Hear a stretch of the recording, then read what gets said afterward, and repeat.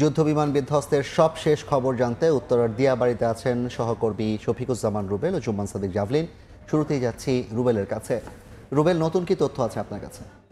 আজকে যে বিমান বিধ্বস্তের ঘটনা ঘটেছে উত্তরা দিয়াবাড়ির মাইলস্টোন কলেজের ঠিক প্রাঙ্গণে, দোতলা যে ভবন রয়েছে মাইলস্টোন কলেজের সেক্টর 2 ভবনের দোতলা ভবনের নিচতলায় বাংলাদেশের বিমানের যে যুদ্ধ বিমান রয়েছে সেই যুদ্ধ বিমানের বিধ্বস্তের ঘটনা ঠিক ভবনের নিচতলায় ঘটে এবং মুহূর্তেই বিমানের যে ফুয়েল ট্যাঙ্ক সেটি লিকেজ হয়ে বিস্ফোরণের ঘটনা ঘটে পড়ে।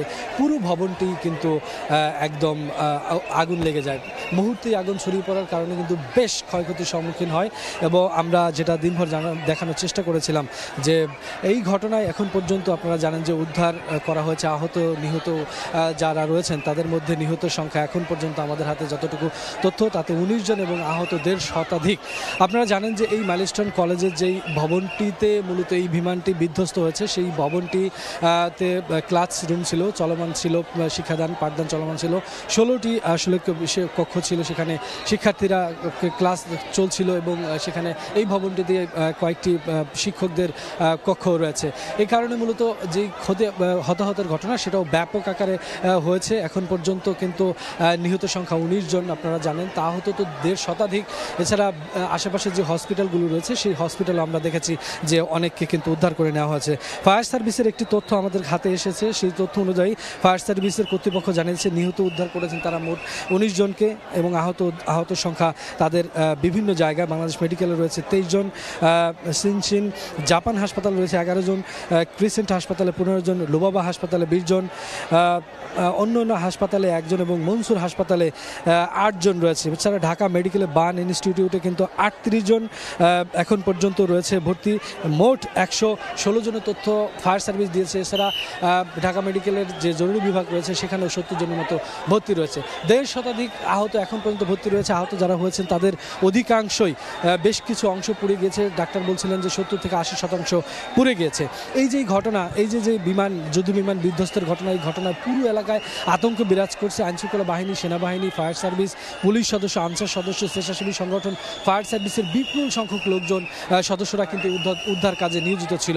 এখন পর্যন্ত কিন্তু এই উদ্ধার তৎপরতা চলছে। এখন মূলত এই স্থানের যেই বিধ্বস্ত বিমানটি রয়েছে সেই বিধ্বস্ত বিমানের ধ্বংসাবশেষ উদ্ধারের কাজ চলছে। আমরা কিছুক্ষণ আগে দেখেছিলাম, এখন লাইট পড়ে গেছে, আপনারা দেখতে পাচ্ছেন কিনা।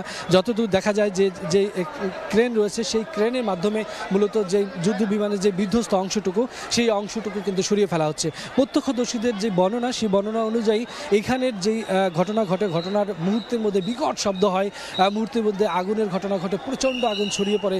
সেক্ষেত্রে বিমানের যেই ধ্বংসাবশেষ বা যেই সুরতাল সেটা কিন্তু খুব একটা নেই।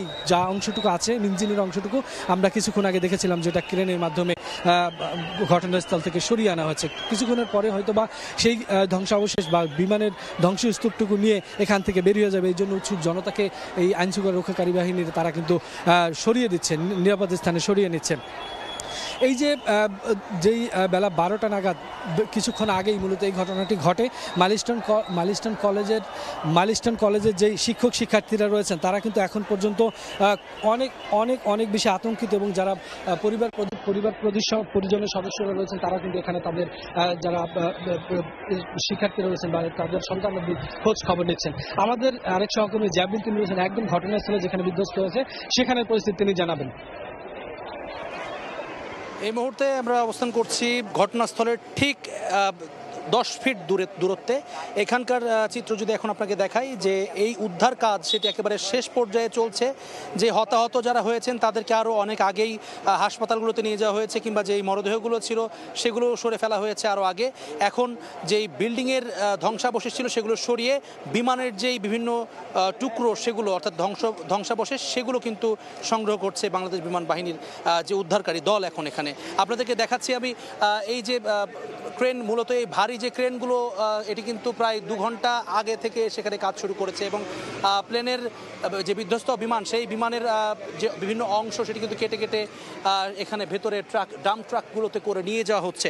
এবং এই আপনারা জানেন যে আসলে যে কোনো ধরনের বিধ্বস্ত হবার ক্ষেত্রেই এই বিমানের ধ্বংসাবশেষগুলো কিন্তু গুরুত্বপূর্ণ আলামত।